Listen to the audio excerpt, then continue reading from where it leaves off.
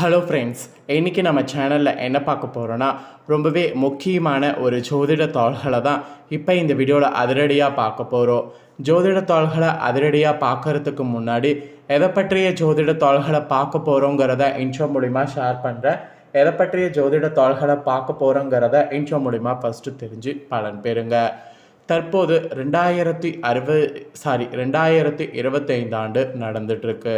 இந்த ஆண்டில் முக்கியமான மாதமான மே மாதமானது நடந்துகிட்ருக்கு. மே மாதங்கிறது ரொம்பவே முக்கியமான மாதம் என்று சொல்லலாம். ஏன்னா நிறைய கிரக பயிற்சிகளானது நடக்குது. அதனால் மே மாதம் ரொம்பவே முக்கியமான மாதம் என்று சொல்லலாம். மே மாதத்தில் மிக முக்கியமான சூரிய கிரக பயிற்சி நடக்குது. அந்த கிரக பயிற்சி நடக்கிறதுனால ஒவ்வொரு ராசிக்காரங்களுக்கும் கிரக மாற்றங்கள் ஏற்படும். அப்படி ஏற்படக்கூடிய மாற்றங்கள் அந்தந்த ராசிக்காரங்க தெரிஞ்சு பலனடையணுங்கிறதுனால ஒவ்வொரு ராசிக்கும் என்ன கிரக மாற்றங்கள் ஏற்படும் அப்படிங்கிறத ஷேர் பண்ணிகிட்ருக்கேன். அதில் இன்றைக்கி இந்த வீடியோவில் மிதுன ராசிக்காரங்களுக்கு ஷேர் பண்ண போகிறேன். மிதுன ராசியில் பிறந்த நேயர்கள் உங்களோட ராசிக்கு என்ன மாதிரி தலையெழுத்து மாறும் அப்படிங்கிறத தெளிவாக இந்த வீடியோவில் தெரிஞ்சு அதற்கேற்ப நடந்து பலன் பெறுங்க. சூரியன் மாறக்கூடிய இந்த மாறுதல்களுடைய அடிப்படையில் தமிழ் மாதமானது கணக்கிடப்படும். அந்த மாதிரி தமிழ் மாதம் இப்போ பார்த்தீங்கன்னு வச்சுக்கோங்களேன், 2வது மாதமான வைகாசி மாதமானது பிறக்குது. இந்த வைகாசி மாதம் ஒரு சாதாரணமான மாதம் கிடையாது.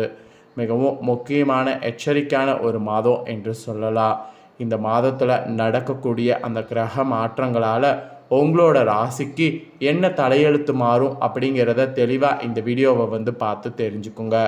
உங்கள் ராசிக்கு மாறக்கூடிய தலையெழுத்து தெரிஞ்சு அதற்கேற்ப நடந்து பலன் பெறுங்க. வாங்க பார்க்கலாம். ஃபஸ்ட்டு உங்களுக்கு வைகாசியில் இருக்கக்கூடிய சிறப்புகள் ஷேர் பண்ணுறேன். வைகாசியில் எத்தனை சிறப்புகள் இருக்குது அப்படிங்கிறத இந்த வீடியோவில் தெரிஞ்சுக்குங்க. அதுக்கப்புறம் மற்றதை இந்த வீடியோவில் பார்க்கலாம். வைகாசி மாதத சிறப்புகள் நிறைய இருக்குது. அதில் ஒன்றாவது இந்த வீடியோவில் பார்க்க போகிறோம்.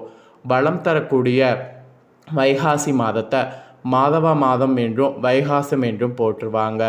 வைகாசியுடைய முதல் தேதியில் கங்கை நதியில் நீராடினால் 7 ஜென்மங்கள் செய்த பாவங்கள் நீங்கும் என்பது சாஸ்திரத்தில் கூறப்படுது.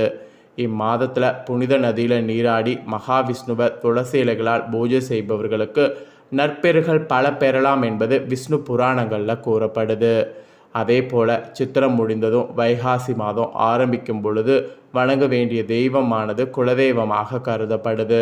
ஏன்னா குலதெய்வத்தை வேண்டிக் கொண்டு குடும்பத்தில் வீட்டில் வைத்தோன்னு வச்சுக்கோங்களேன், அதாவது குலதெய்வத்தை கும்பத்து மூலிமா வீட்டில் வைத்தோன்னு வச்சுக்கோங்களேன், குடும்பத்தில் நிம்மதியானது பிறக்கும். இது ஒரு நம்பிக்கையாக சொல்லப்படுது.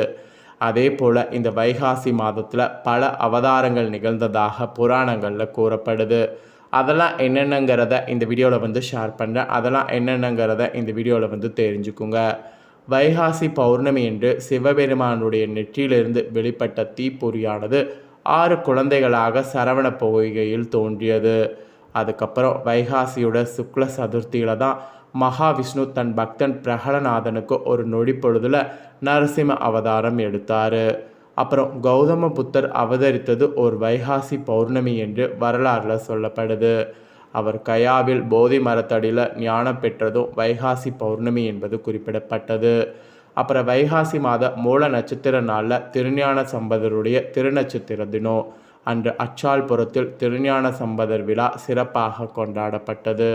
அப்புறம் நம்மாழ்வார் திருக்கட்டையூர் நம்பிகள் அவதரித்த மாதம் வைகாசி. அப்புறம் காஞ்சி மகா பெரியவர் அவதரித்ததும் வைகாசி பௌர்ணமியே. ஆதிசங்கரர் தோன்றியதும் வைகாசி பஞ்சமி. அப்புறம் வைகாசி பௌர்ணமி என்று சிவபெருமானுக்கு மகிழம் பூ நிறத்தால் பட்டாடை சாத்தி 108 பத்மராக கற்களால் ஆன மாலை அணிவித்து எல்சாத நைவேத்தியம் செய்து வழிபட்டால் தெரிந்தோ தெரியாமலோ செய்த பாவங்கள் நீங்கோ. இது சாஸ்திரத்திலே கூறப்படுது. அப்புறம் வைகாசி மாதம் சிவபெருமானை போற்றி கடைபிடிக்கக்கூடிய விரதம் ரிஷப விரதம் இருக்கிறது சிறப்பு. அப்புறம் வைகாசி விசாகத்தில் தான் யமதர்மராஜன் அவதரித்ததாக புராணங்களில் கூறப்படுது. ஆகையால் யமதர்மராஜன் எழுந்தருள் இருக்கக்கூடிய ஸ்ரீ வாஞ்சி மற்றும் திருச்சி மன்னசநல்லூர் அருகேயுள்ள திருப்பைஞ்சலி திருத்தலத்தில் சிறப்பு வழிபாடுகள் நடைபெறும். அப்புறம் தமிழ் கடவுள் முருகன் வைகாசி மாதம் விசாக நட்சத்திரத்தில் பிறந்தார். வைகாசி மாதத்தில் 63 நாயர்மான்களில் திருஞான சம்பந்தர், காலர் சிங்கர், அப்புறம் சோமாசி மாறன், நவமி நந்தி அடிகள், திருநீல நக்கர், முருகநாயனார், திருநீலகண்ட யாழ்ப்பாணர் ஆகியோர் பிறந்திருக்காங்க. அப்புறம் சிவபெருமான் பார்வதி திருமணமும் முருகப்பெருமான் தேவியான திருமணமும் நடைபெற்ற மாதம் வைகாசி தான். இந்த தினம் புண்ணிய தினமாக சொல்லப்படுது. இப்போ நான் சொன்னல இந்த மாதிரி பல சிறப்புகள் வைகாசி மாதத்தில் நிகழ்ந்ததாக புராணங்களில் கூறப்படுது. இப்பேற்பட்ட வைகாசி மாதத்தில் உங்கள் ராசிக்காரங்க வழிபாடு செய்திங்கன்னா அளவற்ற பயன்கள் உங்களுக்கு கிடைக்கும். இந்த வைகாசி மாதத்தில் வழிபாடுகள் நீங்கள் மேற்கொண்டிங்கன்னா உங்களோட ராசிக்கு ஆயுள், செல்வம், புத்திரப்பெரு ஆகியவை கிடைக்கும். குடும்பத்தில் ஒரு வகையான அமைதியும் செல்வமும் செழிக்கும். இதெல்லாம் ஒரு நம்பிக்கையாகவே உங்களுக்கு சொல்லப்படுது. அப்புறம் வைகாசியில் வைகுந்தனை நினைத்தாலும் சுகபோக வாழ்க்கை கேட்டோம். வைகாசியில் புனித நீர்த்தங்களில் நீராண்டி திருமலை துளசியால் வழிபாடு செய்திங்கன்னா நற்பெருள் உங்களுக்கு கிடைக்கும். அப்புறம் வைகாசி முதல் தேதியில் கங்கை நதியில் நீராடினால் 7 ஜென்மங்கள் செய்த பாவங்கள் நீங்கி வாழ்வில் பல நன்மைகள் நடக்கும். இதெல்லாம் வைகாசியுடைய சிறப்புகளாக சொல்லப்பட்டிருக்கு. வைகாசியுடைய சிறப்புகளை மிஸ் பண்ணிடாதீங்க. இதெல்லாம் தாங்க வைகாசியுடைய சிறப்புகள். இந்த வைகாசியுடைய சிறப்புகளை நீங்கள் தெரிஞ்சு கொண்டது போல் நெக்ஸ்ட்டு உங்களோட ராசிக்கு வைகாசி மாதம் என்ன மாதிரியான பலன் கிடைக்குங்கிறத சொல்ல போகிறேன். ஸோ வைகாசி மாதம் உங்களோட ராசிக்கு என்ன மாதிரி பலன் கிடைக்குங்கிறத தெளிவாக இந்த வீடியோவில் தெரிஞ்சுக்குங்க. வைகாசி மாத பலனை தெரிஞ்சு அதற்கேற்ப நடந்து பலன் பெறுங்க. ஆக்சுவலி சூரியன் உங்களுக்கு இந்த டைம் ரொம்பவே சாதகமற்று அமைஞ்சிருக்கு. அதனால் ஒரு வகையில் நீங்கள் எச்சரிக்கையாக இருக்க வேண்டும். ஸோ எந்த அளவுக்கு எச்சரிக்கையாக இருக்கிறீங்களோ அந்த அளவுக்கு பெரிய பெரிய ஆபத்துக்கள் ஏற்படாமல் தப்பித்து கொள்ளலாம். ஸோ வைகாசியில் பார்த்தீங்கன்னு வச்சுக்கோங்களேன், எந்த ஒரு பிரச்சனையாக இருந்தாலும் அதை ஒரு நடுநிலைமையோடு கையாளக்கூடிய திறனை நீங்கள் வைத்து கொள்ளணும். அப்படி இருந்தால் தான் உங்களோட ராசிக்கு நல்லது.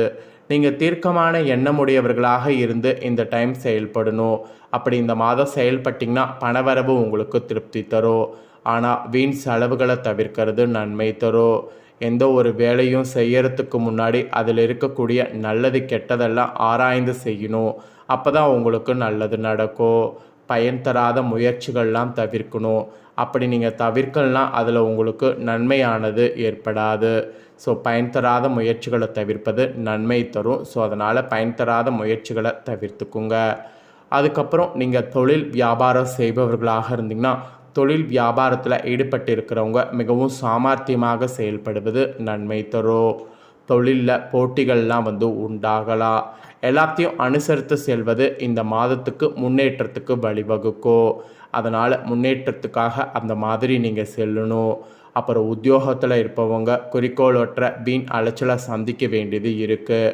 அந்த மாதிரி வீண் அலைச்சலை சந்திக்க வேண்டாமல் இருக்கிறதுக்கு உத்தியோகத்தில் ஒவ்வொரு பணிகளையும் பார்த்து பண்ணணும். இதுவும் ஒரு எச்சரிக்கையாக சொல்லப்பட்டிருக்கு. அப்புறம் குடும்பத்தில் இருப்பவர்களோடு அனுசரித்து செல்வது நன்மை தரும். கணவன் மனைவிக்கிடையே மனம் விட்டு பேசி நீங்கள் எடுக்கக்கூடிய முடிவுகள் நல்ல பலனை தரும். பிள்ளைகள் வகையில் தட்டி கொடுத்து வேலை வாங்கணும். அதுதான் உங்களுக்கு நல்லது. உறவினர்கள் நண்பர்களிடம் டென்ஷன்கள் இல்லாமல் போகிறதுக்கு நீங்கள் தான் நிறைய விட்டு கொடுத்து போகணும். அதெல்லாம் இந்த வைகாசி மாதம் பண்ணிங்கன்னா நல்லது. பெண்கள் பயன் தராத முயற்சிகளை கைவிட்டு எந்த ஒரு வேலையும் ஆராய்ந்து செயல்படுவது நல்லது. அப்போ தான் வெற்றியை நீங்கள் பார்க்க முடியும். அப்புறம் கலைத்துறையில் இருக்கக்கூடிய உங்கள் ராசிக்காரங்களுக்கு புதிய இடங்களில் திறமையை வெளிப்படுத்தினீங்கன்னா முயற்சிகள் மேற்கொண்டிங்கன்னா சாதகமான பலன் கிடைக்கும். இரக்க சிந்தனை மேலோங்கும். எதிர்ப்புகள்லாம் உங்களுக்கு விலகும். அப்புறம் அரசியல் துறையில் இருக்கக்கூடிய உங்களுக்கு செலவு குறையும். எதிலும் அவசர முடிவு எடுப்பதை தவிர்க்கிறது நல்லது. எதையும் ஆக்கப்பூர்வமாக செய்ய வேண்டும் அந்த எண்ணம் உங்களுக்கு இருக்கணும். மனத்தெளிவு உங்களுக்கு உண்டாகும். மாணவர்களுக்கு எதிர்கால நலன் கருதி எந்த காரியத்தையும் செய்வது நன்மை தரும். ஆக மொத்தம் இந்த மாதிரியான பலன்கள் தாங்க உங்களோட ராசிக்கு இந்த வைகாசி மாதம் நீங்கள் பெற போகிறீங்க. ஸோ பெறக்கூடிய பலன்களை தெளிவாக உங்களுக்கு ஷேர் பண்ணிட்டேன். ஷேர் பண்ணதை தெரிஞ்சிருப்பீங்க. தெரிஞ்சதுக்கேற்ப நடந்து பலன் பெறுங்க. நீங்கள் பார்த்தது போல் உங்கள் ஃப்ரெண்ட்ஸ் ஃபேமிலி இருக்கவங்களும் பார்த்து பலனடையணும்னு நினச்சிங்கன்னா வீடியோ லைக் பண்ணி ஷேர் பண்ணுங்கள். அவங்களும் மிதுன ராசிக்காரங்களாக இருந்தாங்கன்னா இந்த தாள்களை இந்த வீடியோ மூலிமா தெரிஞ்சு இதற்கேற்ப நடந்து பலனடையட்டும். ஸோ கண்டிப்பாக வீடியோ லைக் பண்ணி ஷேர் பண்ணுங்கள். உங்கள் ஃப்ரெண்ட்ஸ் ஃபேமிலி இருக்கவங்களும் பார்த்து பலனடையட்டும். நெக்ஸ்ட்டு நம்ம சேனலில் நிறைய வீடியோ போடப்படும். அது எல்லாமே உடனுக்குடனே தெரிந்து கொள்ள மறக்காமல் நம்ம சேனலை சப்ஸ்கிரைப் பண்ணுங்கள். வேறொரு வீடியோவில் சந்திக்கிறேன். நன்றி.